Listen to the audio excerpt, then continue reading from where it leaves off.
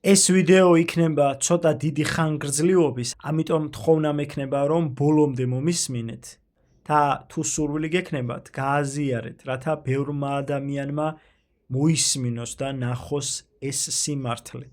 იესო ქრისტეს ჯვარცმა არ ყოფილა მხოლოდ რელიგიური მოვლენა. ეს იყო რთული პოლიტიკური და სოციალური პროცესი, რომელიც რამდენიმე გავლენიანი ძალის ინტერესთა გადაკვეთაზე მოხდა. ახალი წელთაღრიცხვით 33 წლისთვის იუდეა იმყოფებოდა რომაული ოკუპაციისა და შიდა რელიგიური დაპირისპირებების ეპიცენტრში. იმისათვის რომ გავიგოთ თუ რატომ დასრულდა განკაცებული უფლის ქადაგება გოლგოთას მთაზე, უნდა შევხედოთ იმ ფიგურებსა და სისტემებს, რომლებმაც ეს განაჩენი სისრულეში მოიყვანეს. აი იმ ადამიანთა სია და წარმომავლობა, რომლებმაც გადამწყვეტი როლი ითამაშეს იესო ქრისტეს წამებასა და ჯვარცმაში. იოსებ კაიაფა, ებრაელი არისტოკრატი, სადუკეველთა გავლენიანი სექტის წარმომადგენელი და იერუსალიმის ელიტის ნაწილი. იგი იყო იერუსალიმის ტაძრის მღვდელმთავარი და სინედრიონის ხელმძღვანელი. კაიაფა იესოს დაპატიმრების მთავარი იდეოლოგი გახლდათ. მას ეშინოდა, რომ იესოს პოპულარობა გამოიწვევდა რომაელთა მკაცრ რეაქციას, რაც საფრთხეს შეუქმნიდა ტაძრის ავტორიტეტს და ებრაული ელიტის პრივილეგიებს. 1990 წელს იერუსალიმში აღმოაჩინეს მდიდრული აკლდამა წარწერით იოსებ კაიაფას ძე. ეს იყო პირველი მატერიალური დასტური იმისა, რომ კაიაფა რეალური ისტორიული ფიგურა იყო. იუდა ისკარიოტელი, იესოს 12 მოწაფედაგან ერთადერთი, რომელიც არ იყო გალილეელი. მისი ზედსახელი სავარაუდოდ მიუთითებს მის წარმომავლობაზე ქალაქ კერიოთიდან, სამხრეთ იუდეა. იგი იყო მოღალატე მოწაფე, რომელმაც 30 ვერცხლის სანაცვლოდ სინედრიონის მსახურებს იესოს ადგილსამყოფელი მიასწავლა. პონტოელი პილატე, იგივე პონტიუს პილატე, რომაელი დიდგვაროვანი, ხედრის ეკვეტის წოდების წარმომადგენელი. მისი გვარი პონტიი სამხრეთ იტალიიდან, სამნიუმიდან, სამნიტების ტომიდან მოდიოდა. იგი იყო იუდეის მეხუთე პრეფექტი და ტიბერიუს კეისრის ნაცვალი. როგორც უმაღლესი მსაჯული, მხოლოდ ის ფლობდა სიკვდილით დასჯის უფლებას. მიუხედავად იმისა, რომ პონტოელმა პილატემ ხელები დაიბანა, მან ხალხის დასამშვიდებლად სასიკვდილო განაჩენს ირიბად მაინც მოაწერა ხელი. არავინ იცის რეალურად რომელი ეროვნების იყო პილატე, რომელიც სამნიტების ტომიდან მოდიოდა. არ მინდა არაფრის მტკიცება, მაგრამ არ გამორიცხოთ, რომ მისი გენი ქართულიც ყოფილიყო. ეს მხოლოდ უფალმა იესო ქრისტემ იცის. ჰეროდე ანტიპა, ედომელ არაბული წარმოშობის, თუმცა იუდაიზმზე ფორმალურად მოქცეული დინასტიის წარმოადგენელი, ჰეროდე დიდის შვილი. იგი იყო გალილეის მმართველი, ტეტრარქი.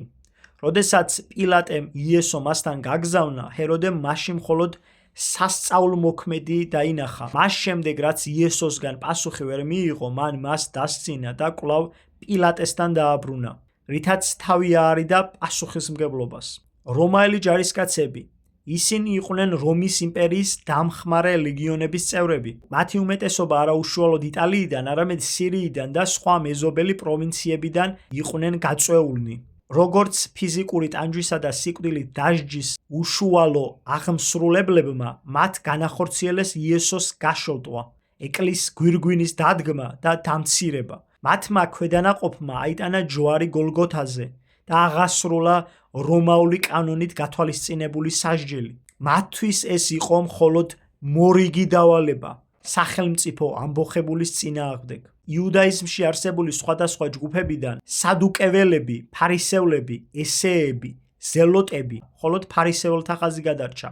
თანამედროვე იუდაიზმი, ორთოდოქსული, რეფორმისტული და ასე შემდეგ, სწორედ ფარისეველთა რელიგიური მემკვიდრეა და არა სადუკეველთა, კაიაფასი.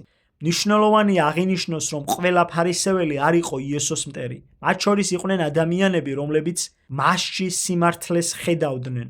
იოსები, ქრისტეს ფარული მიმდევარი, სინედრიონის საპატიო წევრი, რომელიც აქამდე სინედრიონის შიშით მალავდა თავის შინაგან რწმენას.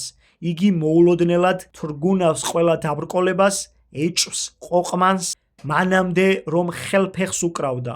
მიდის პატივმოყვარე პილატესთან, სთხოვს სხვათა თვალში სამარცხვინო სიკვდილით დასჯილის სხეულს, ღებულობს მას და კრძალავს დიდი პატივით.